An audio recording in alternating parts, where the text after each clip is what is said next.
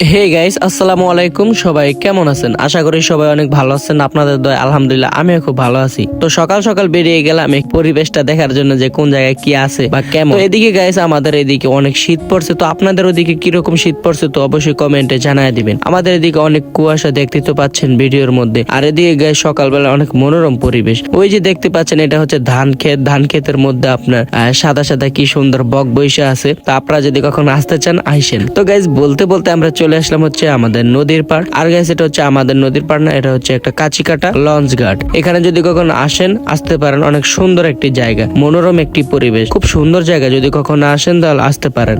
আর এখানে আসছে হচ্ছে আমি, উজ্জ্বল আর হচ্ছে ইব্রাহিম। তো আমরা তিনজন আসছি এদিকে মূলত ঘোরার জন্য। তো ঘোরাঘুরির পর আমরা বললাম যে চল তো নদীর ঘাটে একটু ঘোরাঘুরি করে আসি আর দেখে আসি যে এখানে নাকি লঞ্চ ভিড়ে। তো কিরকম এখানকার পরিবেশটা। তো এসে অনেক ভালো লাগলো। তো আপনাদের কাছে কেমন লাগছে অবশ্যই কমেন্টে জানাবেন। আর এদিক থেকে অনেক দূর দূরান্ত থেকে মানুষ আসে, প্রায় ধরেন সুরেশ্বর, ঢাকা, তার অনেক অনেক জায়গা থেকে আসে। আর গাইস এই ঘাটটা হচ্ছে আপনার একটা নর্মাল ঘাট, এটা হচ্ছে আপনার যাওয়ার সময় পড়ে, বাট এটা আমার কাছে অনেক ভালো লাগছে কারণ এই ঘাটটা মানে যাওয়ার সময় আমাদের সামনে পড়ছে, যেটা কিনা মানে মিস করতে চাইনি। আমরা ভাবছিলাম সুন্দর হবে না, বাট আপনারা তো দেখতেই পাচ্ছেন কত হাই কোয়ালিটির একটি ঘাট। তো সবাই ভালো থাকবেন।